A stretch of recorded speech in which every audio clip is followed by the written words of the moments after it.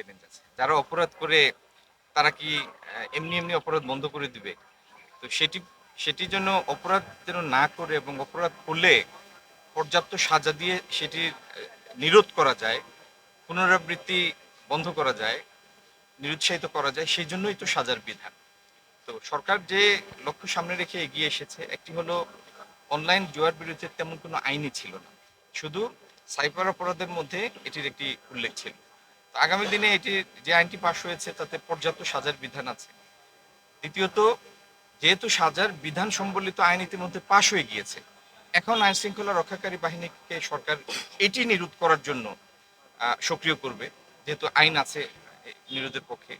দ্বিতীয়ত, মাদকের প্রসার রোধ করার জন্য আপনারা ইতিমধ্যে দেখেছেন সেটিরও একটি বিল উত্থাপিত হয়েছে। এই আইনটি পাশ হয়ে যাওয়ার পরে আহ, হয়তো সরকার কিছু ট্রাইব্যুনাল ডেজিগনেট করে দিবে, স্পেশালি মাদক সংক্রান্ত মামলাগুলি যেন দ্রুত বিচার আচার হয়। এইভাবে একটা সমন্বিত উদ্যোগের মাধ্যমে আমরা চেষ্টা করব যেন সমাজ থেকে মাদক নির্মূল হয়। আচ্ছা, বাজার এই মনিটরিং এর জন্য একাধিক এজেন্সি আছে, সরকারি এজেন্সি আছে।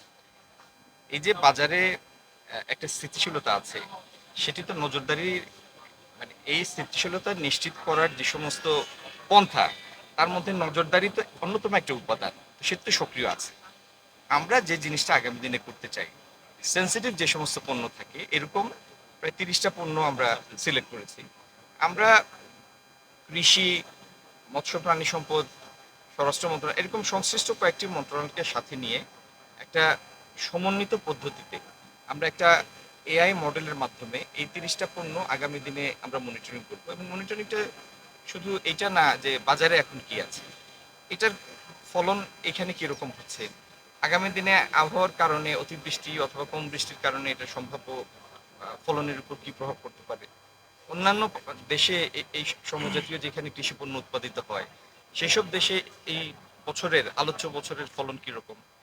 সিলেটে শাকসবজি উৎপাদন এবং রপ্তানির একটা বিরাট সম্ভাবনা আছে। প্যাকেজিং অবশ্যই একটা সমস্যা, যেটার জন্য রপ্তানি বাড়ছে না। আর সারা দেশে যে পরিমাণ রপ্তানিকারক আছেন শাকসবজি, তার প্রায় অর্ধেকই সিলেট। আমি আমার নির্বাচনী প্রচারণার সময় বারবার বলেছি যে ইনশাল্লাহ সিলেট আগামী দিনে বাংলাদেশের প্রধানতম শাকসবজি রপ্তানির হাব হিসাবে পরিণত হবে। সারা দেশে ইতিমধ্যে কৃষি মন্ত্রণালয় উদ্যোগ নিয়েছে, সরকার সিদ্ধান্ত নিয়েছে প্রায় 2000 কোল্ড স্টোরেজ করবে সারা দেশে, তার মধ্যে কয়েকটি সিলেটেও হবে। ইনশাল্লাহ আমরা একটি সমন্বিত পরিকল্পনা নিয়ে কাজ করছি। অল্প দিনের মধ্যেই আপনি দেখবেন যে শাকসবজির চ্যালেঞ্জ আছে। যারা অপরাধ করে তারা কি এমনি এমনি অপরাধ বন্ধ করে দিবে? তো সেটির জন্য অপরাধ যেন না করে এবং অপরাধ করলে পর্যাপ্ত সাজা দিয়ে সেটির নিরোধ করা যায়, পুনরাবৃত্তি বন্ধ করা যায়, নিরুৎসাহিত করা যায়, সেই জন্যই তো সাজার বিধান। তো সরকার যে লক্ষ্য সামনে রেখে এগিয়ে এসেছে, একটি হলো অনলাইন জুয়ার বিরুদ্ধে তেমন কোনো আইনই ছিল না, শুধু সাইবার অপরাধের মধ্যে এটির একটি উল্লেখ ছিল। তো আগামী দিনে এটি যে আইনটি পাশ হয়েছে তাতে পর্যাপ্ত সাজার বিধান আছে। দ্বিতীয়ত, যেহেতু সাজার বিধান সম্বলিত আইন ইতিমধ্যে পাশ হয়ে গিয়েছে, এখন আইন শৃঙ্খলা রক্ষাকারী বাহিনীকে সরকার এটি নিরোধ করার জন্য সক্রিয় করবে, যেহেতু আইন আছে নিরোধের পক্ষে। দ্বিতীয়ত, মাদকের প্রসার রোধ করার জন্য আপনারা ইতিমধ্যে দেখেছেন সেটিরও একটি বিল উত্থাপিত হয়েছে। এই আইনটি পাশ হয়ে যাওয়ার পরে আহ, হয়তো সরকার কিছু ট্রাইব্যুনাল ডেজিগনেট করে দিবে, স্পেশালি মাদক সংক্রান্ত মামলাগুলি যেন দ্রুত বিচার আচার হয়।